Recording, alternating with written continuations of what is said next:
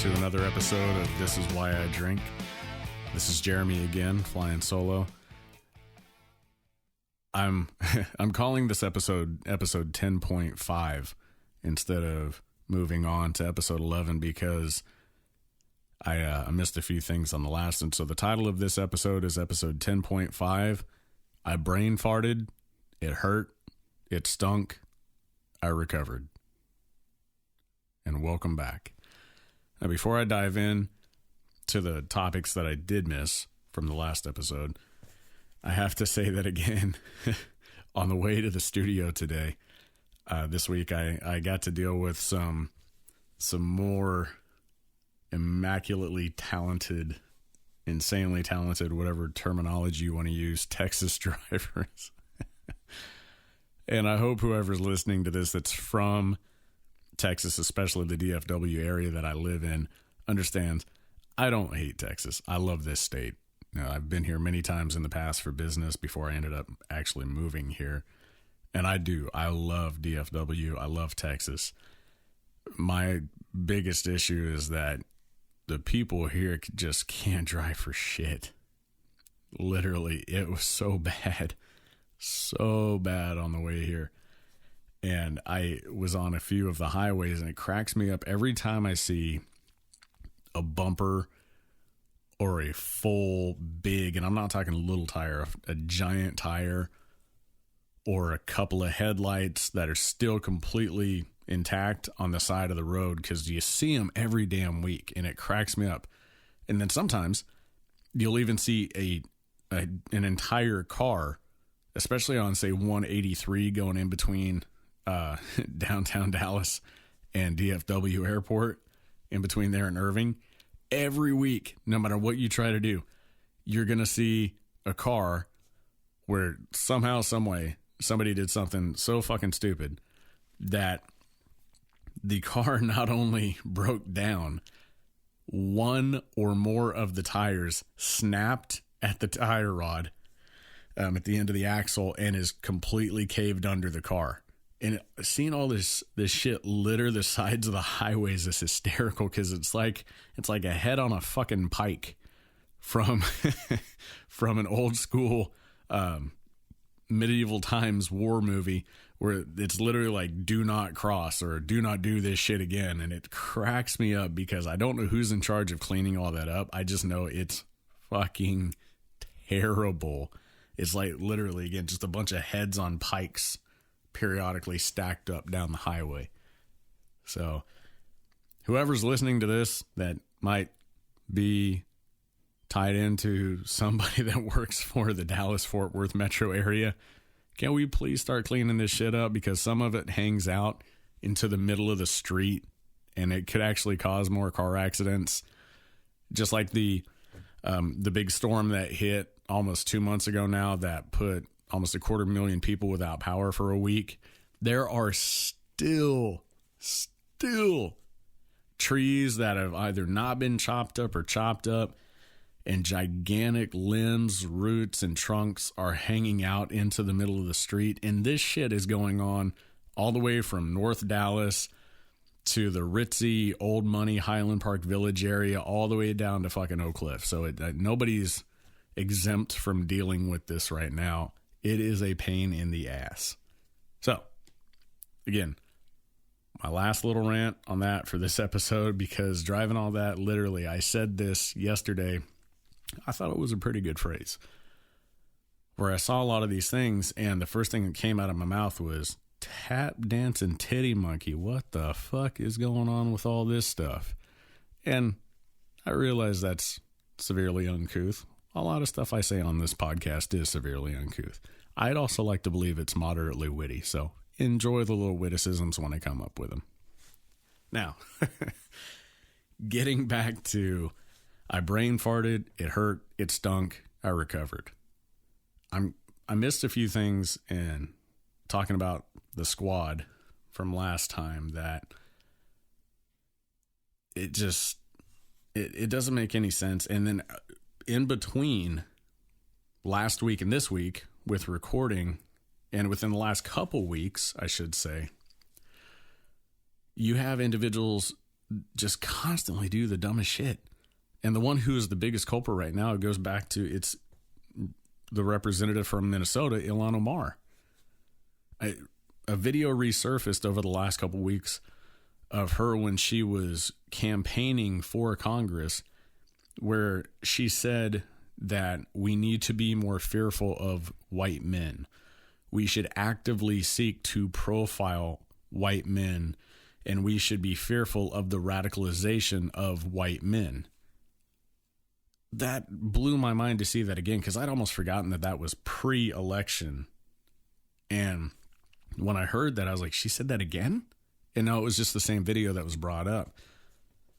The point is, she still got elected after saying shit like that.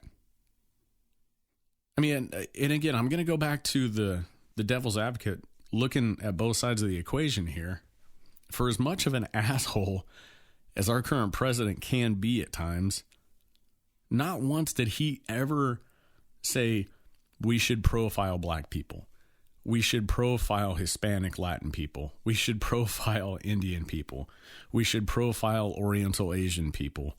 I say that because India is in the continent of Asia, so I want to make a distinction there. Yeah, I mean, he didn't say we should specifically profile Middle Eastern people. Nothing. He never said we should specifically profile Palestinians. None of that shit has ever come out of his mouth. Yet, because this individual is a minority, quote unquote, female, she can get away with this. And yeah, there's an uproar, yet she still fucking gets elected.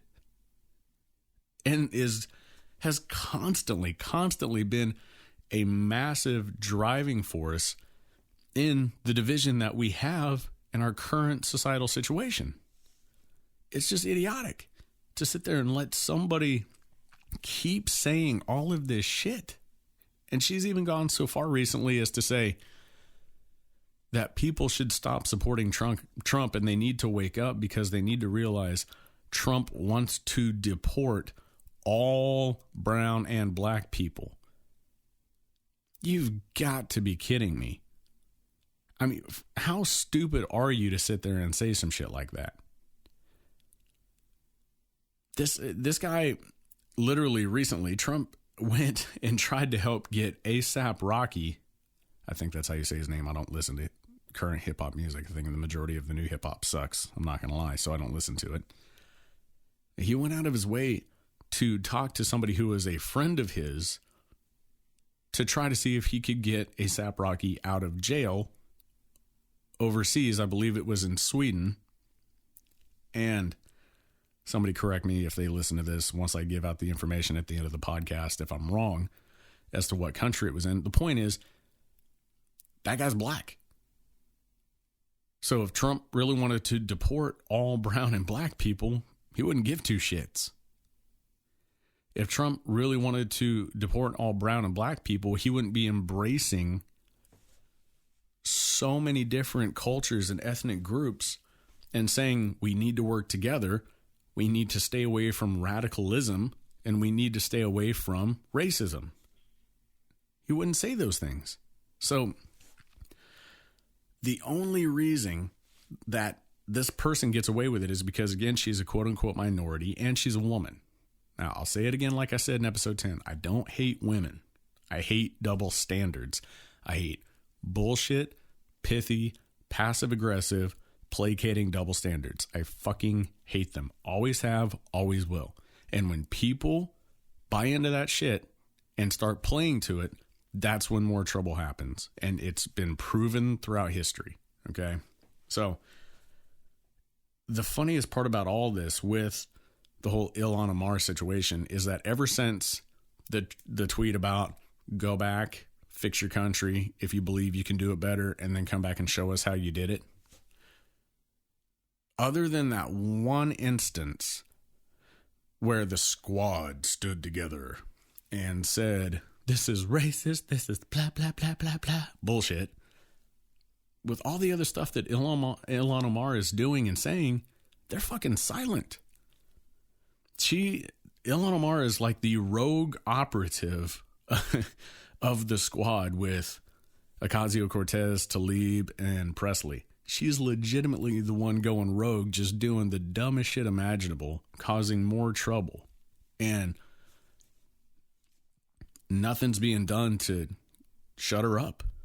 And when I say shut her up, obviously I'm not talking violence or anything like that. I'm saying she is not being reprimanded on any scale. And the only reason I can imagine that she's not being reprimanded is, again, one, she's a quote-unquote minority. Two, she's a female. So if somebody was to sit there and try to say that, well, hey, we think you might need to calm it down a little bit with some of this, some of the rhetoric, some of the ways that you're saying things, she could immediately not only claim racism, she could claim sexism. She could say you're doing it because I'm a Muslim, all this bullshit, which is not true. And then she could say, I am independent. I am strong. You do not oppress me. Well, we're not oppressing you. We're saying that you're causing more trouble than you're worth right now. So stop it. All right. We're not oppressing you because of any of these things. We're trying to tell you that you're saying a lot of stupid shit and you're going to cause a lot more trouble. We're trying to actually build a country that wants to work together. You're causing more problems. Shut the fuck up. Unfortunately, I don't think anybody in the Democrat Party has the sack to actually say that shit. I just don't. To me, everybody on the Democrat side, if they're not a woman or Rep. Cummings, which I'll get to here in a sec, or Nadler, who looks like a fucking goblin off a Harry Potter movie. Nadler, whatever the hell however you say his name. That little squatty son of a bitch legitimately looks like a goblin off a Harry Potter movie. It's hysterical. But unless you're a Democrat female representative, Nadler, hell, you don't even really hear anything, or Bernie. I'll get to that one. You really don't hear shit from any of the men saying, hey, we need to curtail this a little bit. We need to actually start trying to appeal to everybody instead of just one side. So stop it. I'd be very interested to see if there's anybody on the far left in the Democrat Party, especially the men, that actually has a sack. And I'm talking anatomically, because I think most of them have probably been chopped off, bronzed, and put on the shelves of these individuals that I'm naming right now. I don't think anybody on the Democrat Party actually has a sack to stand up and say, enough is enough, stop this stupid shit. Because they are just dead freaking scared and terrified that they're going to be labeled a misogynist and they're going to be labeled like Trump, and then all of a sudden they're going to be forced out of their position. Which, if they don't have the balls to stand up and say enough is enough, they should be pushed out anyway, because we need more men that are going to be willing to stand up and say enough is a fucking enough. Stop it. It's just getting ridiculous in that regard. It's absolutely idiotic. Plus, now this wonderful individual in Ilhan Omar is apparently getting ready to divorce her second husband again, and there's been so many allegations, and now she's even under scrutiny and potential investigation again, where rumors primarily only leaks initially about her immigration fraud, campaign fraud, so on and so forth. She might be investigated now about the fact that she married her biological brother so she could legally get him into the country, and committed immigration fraud due to that. As bad as it's going to sound, I hope it's true. And I'm not saying I hope it's true because I'm trying to ruin her life. I hope it's true because we got to get back to actually holding people accountable on a scale that makes sense. With the Mueller hearing lately, and his old dumb senile ass only knowing how to say one thing. Well, that's beyond my purview. That's not within my purview. Brr, brr, brr. It's a fucking circus. And we got to get back to facts that can be proven or disproven, and get away from emotional semantics where just because these individuals are quote unquote minorities or they're women, stop pandering. It's fucking retarded. All right. We want to end racism, which I don't even believe exists now. I believe prejudice and discrimination exists. We want to get rid of all that. Well, then stop playing to it. It's that simple. Stop bringing it up. Stop saying it. Because once we started working through all this stuff with Omar, well, now all of a sudden West Baltimore is under fire because Representative Cummings of the House of Representatives, who is a Democrat, his district is being shown as one of the worst and most impoverished, filthy, rat-infested districts in the United States. And he's one of the guys that was standing up for the quote-unquote squad and wasted our country's time by holding that hearing for the entire House of Representatives to vote on whether or not they thought Trump's tweets were quote-unquote racist. Well, this guy's entire district is a shithole, okay? And you can say whatever you want to about certain people that own apartments being slumlords and this and that. Well, if he's the one that's representing this district and he is not intelligent enough to delegate responsibilities accordingly to work with the powers that be within Baltimore to clean all of this up, well, bro, you're a shitty representative. End of story. I don't give a shit what color your skin is. You just suck as a rep.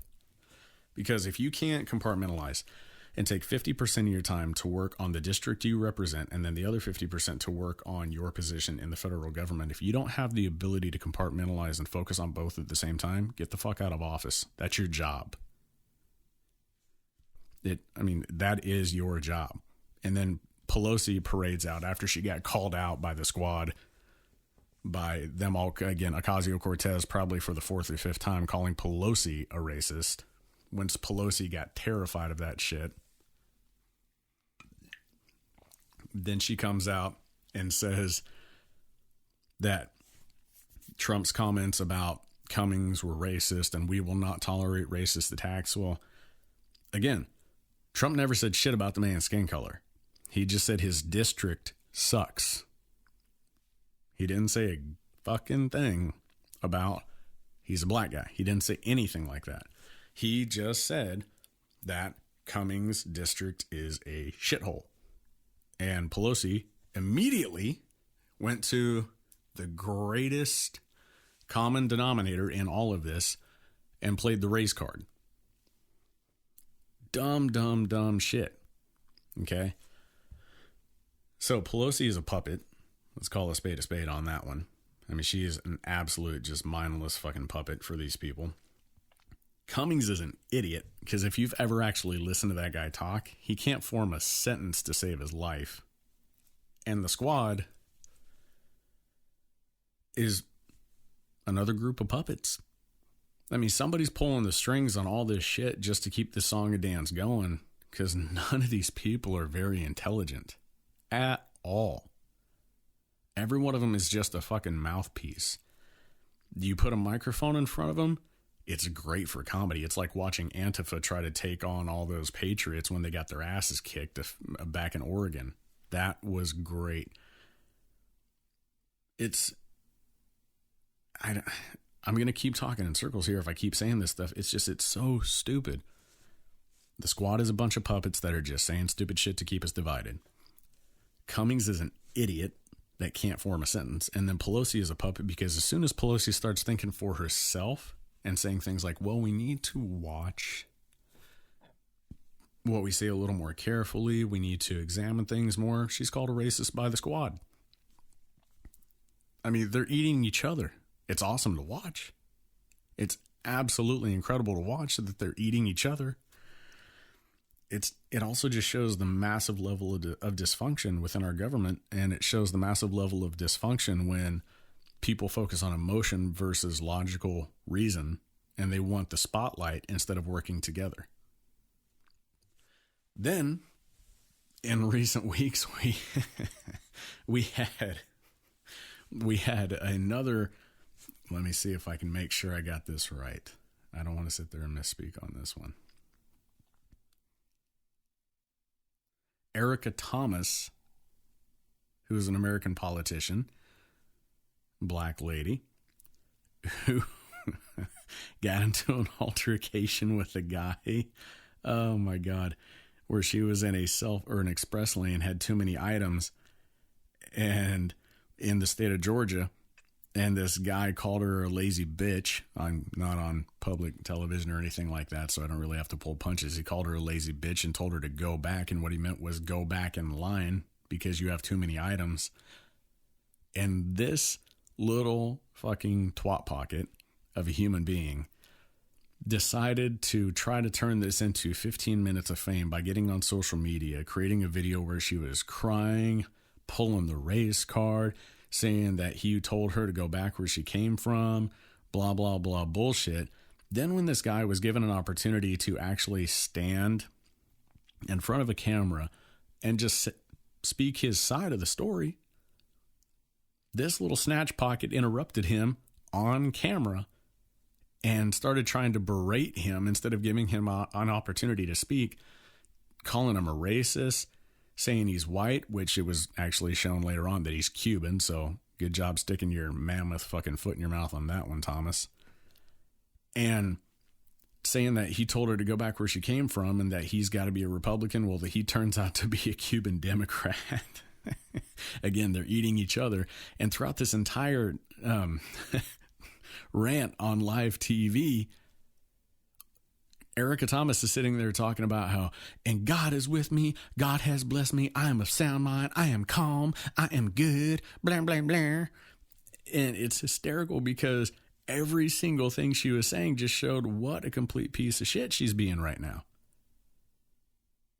So she just gets in his face. Now, if they were actually going to go and fight each other, I'll be honest, I'd put my money on Erica Thomas because that is a big fucking female compared to that little dude. She'd whip his ass. And she's just tearing into this dude over and over and over and over again. And again, everything she's saying, white, Republican, racist, all that comes back to be bullshit because he's Democrat and he's Cuban and he migrated to this country. And she has the audacity to sit there and start trying to say, God is with me. I am calm. I am blessed. I am at peace. I am a blessed mama. And I'm sitting there going, you are actually the poster child right now for a lot of shit that's wrong with our country when it comes to ethnic discussions and disagreements. Because instead of actually listening, because instead of actually doing your research on who this guy is, you just became an emotionally impulsive moron, wanted your 15 minutes of fame, fake cried on social media, and then made a complete ass out of yourself in the process. That's part of the reason I'll be honest, I love the Democrat Party right now. I don't necessarily consider myself a full-blown Republican. I try to play more towards the middle. I simply say I love the Democrat Party right now because they legitimately are eating themselves alive, and it's awesome to watch. All the bullshit, all the lies, everything they're spinning is coming back to haunt them, and it is amazing. So with that being said, and getting through the political side of everything that I wanted to get through, I'm going to go through something now that I posted on my personal Facebook page at the end of February. And the reason that I posted it is because you can't fart up wind. You can't go into a fucking church. You can't go anywhere without somebody pulling the political race card on some scale. And it's absolutely idiotic that we constantly have to deal with all this shit because, again, there's only one race, the human race. End of story, end of discussion. Everything else is just ethnic ancestry and national origin. Now, if I can go through and find, and I do apologize for not being terribly prepared for this one. It hit me at the last minute that this was a good thing to bring up. At the end of February, which everybody knows is Black History Month, I went through and I posted a long statement on Facebook. And I talked about how I firmly believe that if we want to get away from all the bullshit, if we want to be able to actually start building true unity in this country, if we want to really, really, really show that we are the United States of America, not just in name, but also in action and function, then there are some things I firmly believe that we need to get rid of. Okay. And if anybody's listened to this, they know I'm a gigantic smartass. They know that I cuss. They know that I'm severely uncouth at times. And I'm going to read certain sections of this post verbatim because I genuinely believe these things. And I don't believe that we should pander or play down. I just think that we really, really need to think about how to start integrating some of these things into our educational system, because if we keep them the way they are right now, it's going to still be divisive as shit. We're never actually going to move past it. I wrote on February 28th that as we bring this month of recognizing those born with the best genetic ability to tan to its end, which obviously means Black History Month, because again, I don't give a shit if you tan better than I do. You're a human being. I will submit to all of you that read these posts a list of things that I genuinely believe we no longer need in 2020 and beyond, if our society is going to move forward and get away from all of the oppression, quote unquote, people keep chirping about. Now, before anybody's rectal ring starts getting overly tingly with fire emotional angst, I want you to realize, to really, really think about the things I'm listing, that if we truly, and I mean truly, want to move forward with equal opportunity, not bullshit equality, because it's already been proven to be a bullshit ploy, mutual respect, and an overall safer community for everyone living within the United States, then I believe we need to get rid of Black History Month. Okay? Now, some of you might lose your shit when I say that. Okay? I'm not saying it because I don't think Black history is important. What I'm saying is I don't believe we need a Black History Month. We are all well aware of the horrible atrocities that were done to Black people in our history. Okay? We can't change the atrocities. We can't change what happened because, as I've already talked about before, every ethnic group at some point were slaves to another ethnic group. We can't change the fact that there are dark spots in human history. We just can't. What we can do is we can move forward in a positive and progressive way, treating everybody equally based on their conduct and character to make sure it never happens again. And I wrote, the progression of this group should simply become a part of United States history. It should be taught in schools equally amongst the rest of U.S. history. We don't need a whole month. We don't need to call something Black History Month, because I'm a firm believer that as we constantly say these things, they become more and more divisive the less and less we actually think and work together. The more we become emotionally impulsive instead of logically rational, the more divisive these things are. So I say, get rid of the month. Just make it part of U.S. history and teach it in school curriculum equally amongst every other ethnic group. And that goes right into the fourth point on this post. I put, we need to get rid of Hispanic Heritage Month, because outside of the immigration issues, which I'll get to in another segment, that continue to unfold and we're trying to hopefully work on and improve, the history of Hispanic Latin citizens of the United States should, again, just like Black citizens, be treated the same and taught equally in history courses in school. If we truly want equality, we want equal understanding, we want equal opportunity, well, then we should teach all of these things equally. There shouldn't be any skewed version, one way or another. Equally taught, equally understood, no fucking weaponized victim cards played, no double standards played, equal teaching. Number 5, the fifth point I wrote was, we need to get rid of the term tolerance. That's a terrible term. That's a god-awful term to use when talking about treating other people equally. I mean, if anybody really thinks about it, there's not one time that you can think of the word tolerance or saying that you are being tolerant that has had a positive connotation. Every time I've ever had somebody tell me that they tolerate me, that's not a fucking positive thing. It never is. If somebody was to look at me like grandparents or whatever back in the day and say, I tolerate you, I never took that in a good way. That's a horrible fucking term. Tolerance always has a negative connotation, as in, I'm putting up with you. I don't want to. I don't like you. I have no desire to be around you or interact with you, yet I'm going to put up with you. That's what tolerance is. So I submitted we should use the word temperance versus tolerance, because temperance allows for an opportunity to teach people how to control themselves and their emotions. The same way that one can control a thermostat's quote-unquote temperature. In turn, this allows for an opportunity to be able to shift paradigms so people can think logically, critically, and see the forest for the trees about different perspectives and different ethnicities and different lifestyles. Temperance, not tolerance.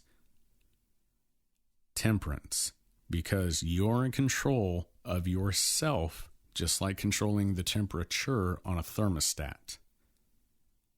Think about it, people. Anybody that listens to this, really, really think about it and read the definitions of these terms, because I firmly believe if we start practicing being temperate and being in control of ourselves when we interact with each other, then we start changing stuff. Again, I'll go back to the 3 character traits: humility, self-awareness, personal accountability without justification. That is temperance, not tolerance.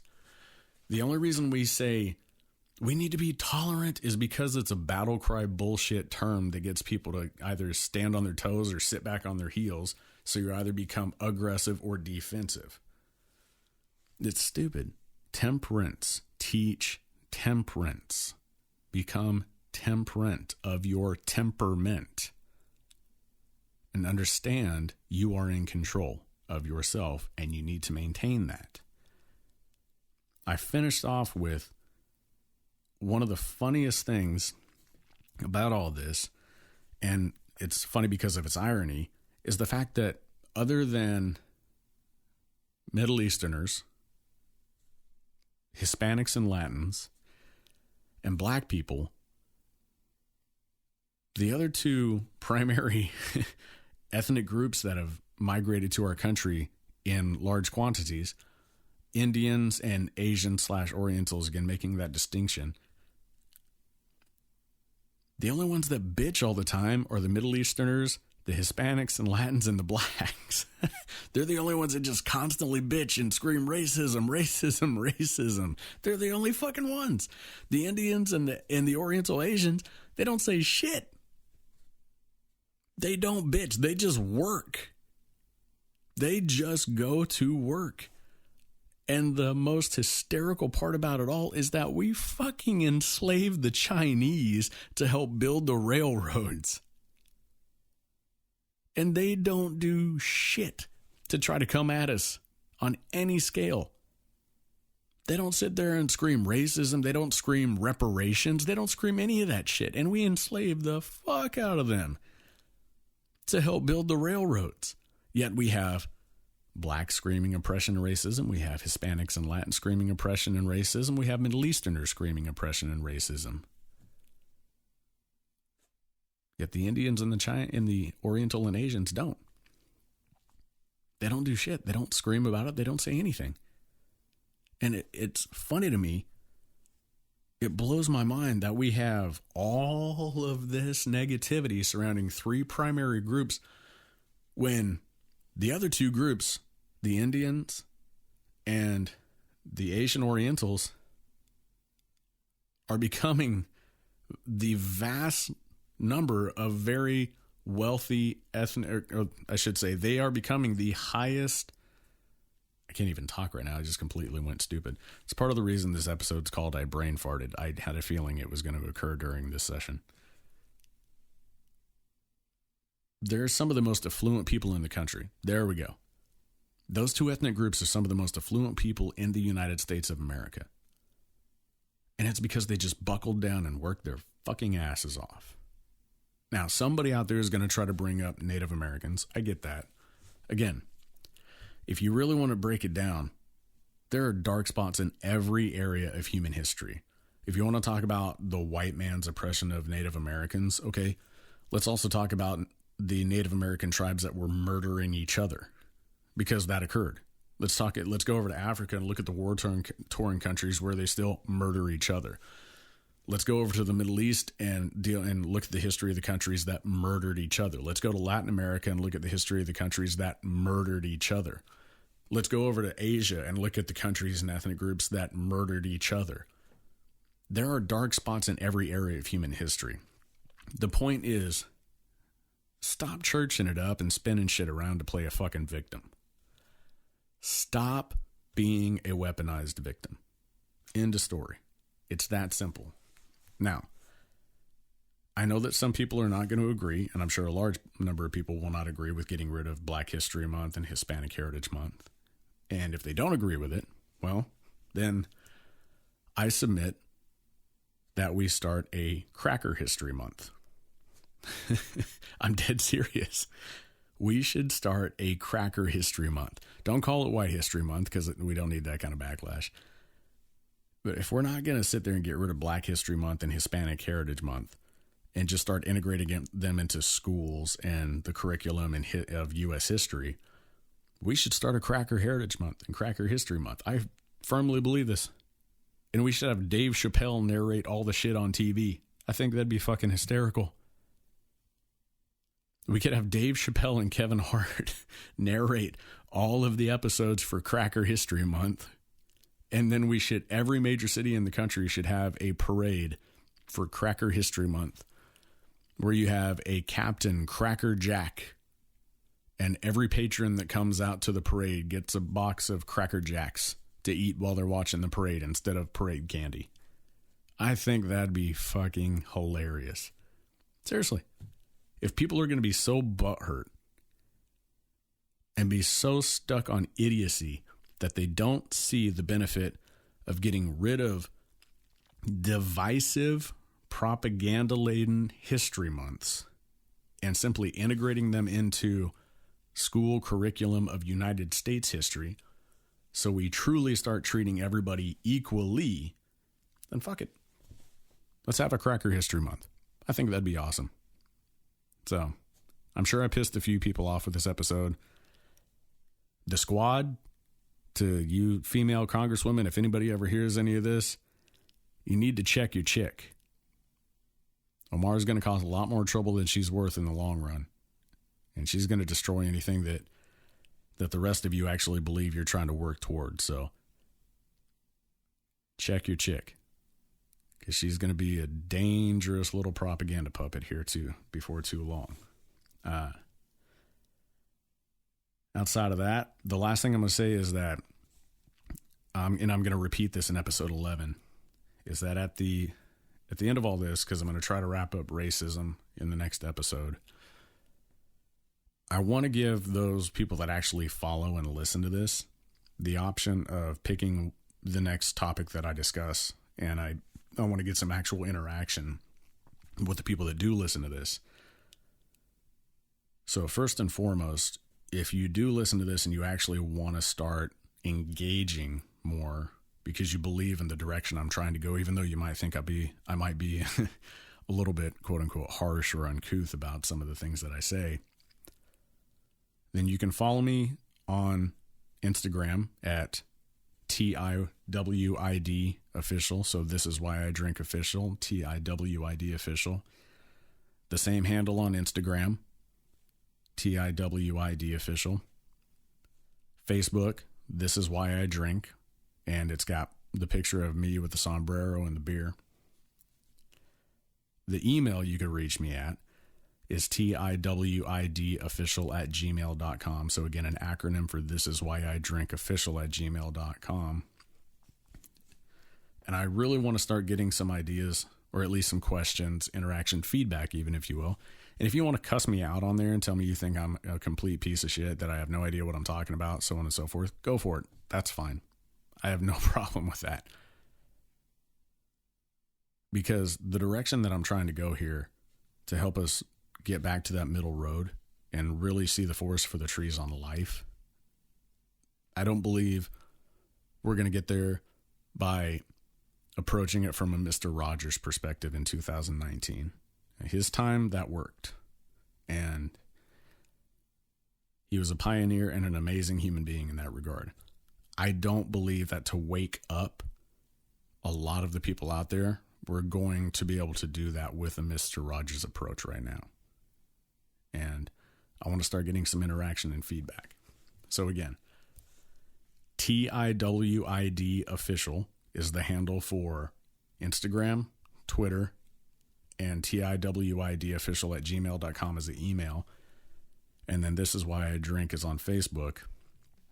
The two topics that I'm mulling over talking about after episode 11 concludes are either religion or sexism, gender equality, abortion, because that's all one giant topic that we could go on for a long time with.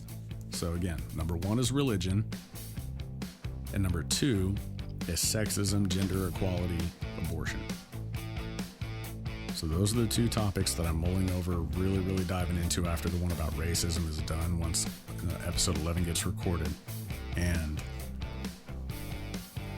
I want to hear from you. So whoever listens out there, let me know what you think. And folks, have a great rest of your week. This is why I drink. Take care.